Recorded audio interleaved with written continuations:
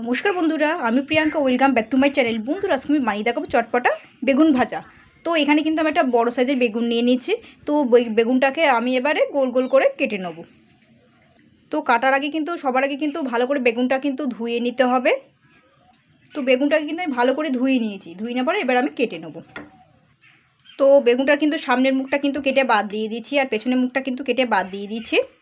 তো এইভাবে কেটে নিয়েছি। কিন্তু দেখুন মোটাটা দেখুন, বেগুনটা একটু তেড়া বেঁকা, তো তাই একটু এরকম কাটা হয়ে গেছে। তো অসুবিধা কিছু নেই। আর দেখে মানে যে একটুখানি ভালো করে বেগুনটা কাটার আগে একটু দেখে নেবেন যে বেগুনটা পোকা আছে কি না। আর পোকা থাকলেও সেই জায়গাটা কিন্তু একটু বাদ দিয়ে দেবেন, যেহেতু এখানে একটুখানি পোকা মতন ছিল তো একটু বাদ দিয়ে দিয়েছি। দেখুন বেগুনটা কিন্তু পুরো ভালো বেগুন, ফাইন ভাজা হবে।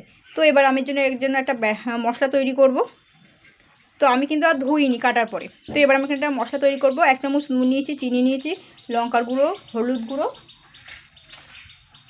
এখন ম্যাগির মশলা নিয়ে নিচ্ছে। এগুলো কিন্তু পরিমাণ মতন সব নিয়ে নিচ্ছে, 1 চামচ করে করে। গরম মশলা গুঁড়ো দেখুন।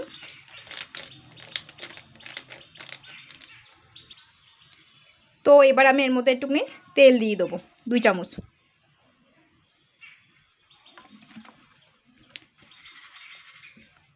আরও 1 চামচ দিয়ে দিচ্ছি।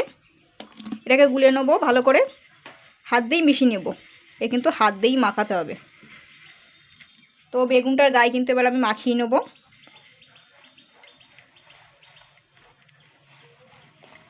এইভাবে। প্রত্যেকটা বেগুন কিন্তু এইভাবে মাখিয়ে নেব। এই 2 পাশে কিন্তু মাখিয়ে নিতে হবে এইভাবে।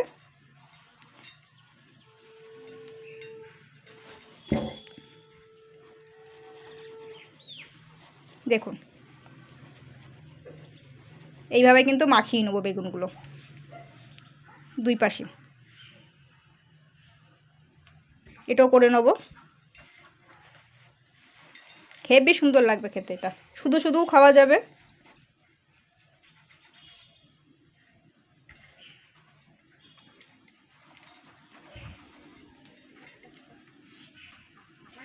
তো দেখুন আমি কিন্তু সবগুলো কিন্তু 2 পিঠে কিন্তু মাখিয়ে নিয়েছি। এবার আমি এটাকে 10 মিনিটের জন্য রেস্টে রাখবো, তারপর 10 মিনিট পরে ফিরে আসছি। তো দেখুন আমি কিন্তু 15 মিনিট পরেই ফিরে আসছি। এগুলো ম্যারিনেট হয়ে গেছে। তো এবার আমি কিন্তু দেখুন এখানে আমি ব্রেড গ্রাম নিয়েছি। তো ওই ব্রেড গ্রাম আমি ওপর দিয়ে দিয়ে দেবো।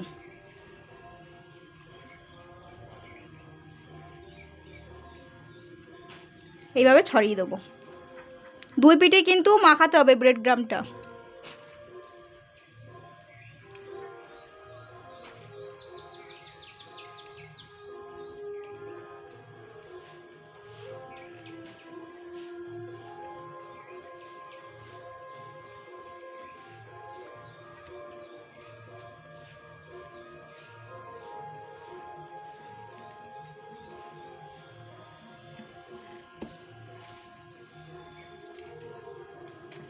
এইভাবে কিন্তু সমস্তগুলো মাখিয়ে নেবো, সমস্ত বেগুনগুলোতে 2 পিঠে।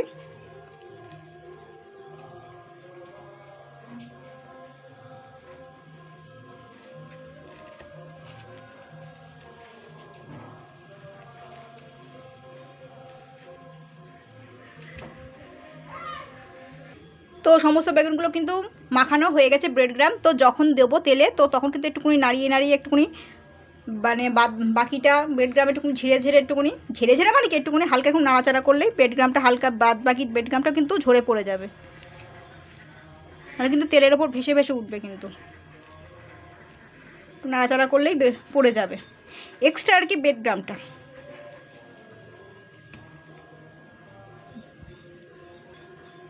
এই দেখুন।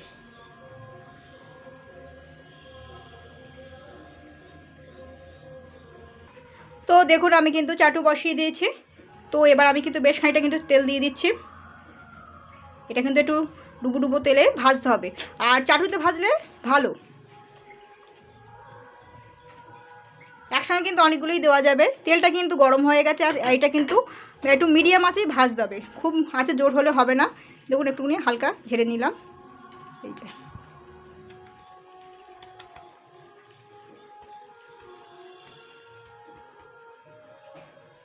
এবার এগুলোকে দিয়ে দেবো আস্তে আস্তে, একটাতেই ধরে যাবে কিন্তু।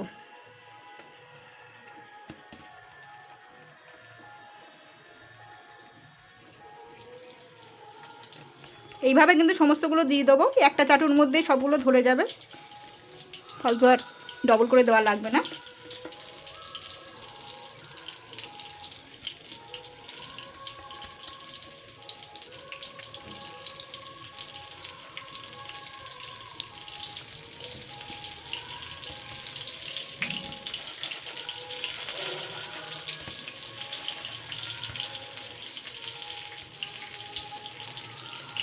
মধ্যিখানে দিয়ে দিলাম, দেখুন সবগুলোই ধরে গেছে।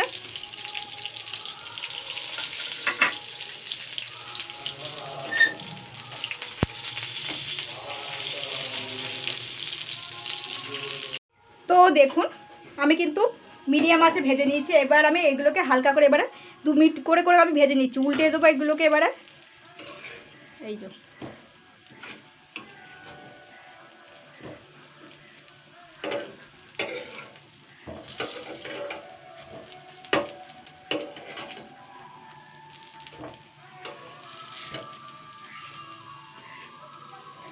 এভাবে উল্টাই দিতে হবে।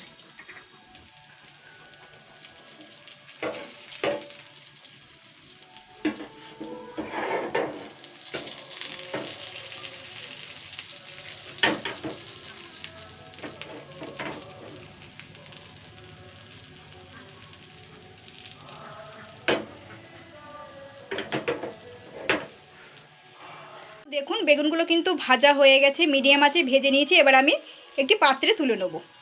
এই ছিল আজকের রেসিপি। তো দেখুন বেগুনগুলো কতটা সুন্দর হয়েছে, আর দেখে নিশ্চয়ই বুঝতে পারছেন যে কতটা সুন্দর খেতে হবে।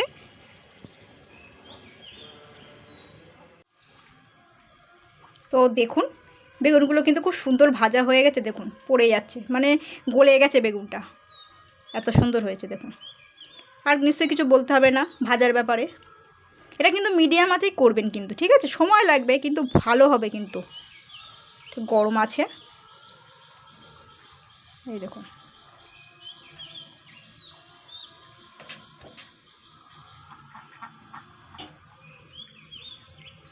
এই দেখুন ছাড়িয়ে যাচ্ছে কিন্তু, আঙুল দিয়ে করছি তাই ছাড়িয়ে যাচ্ছে দেখুন।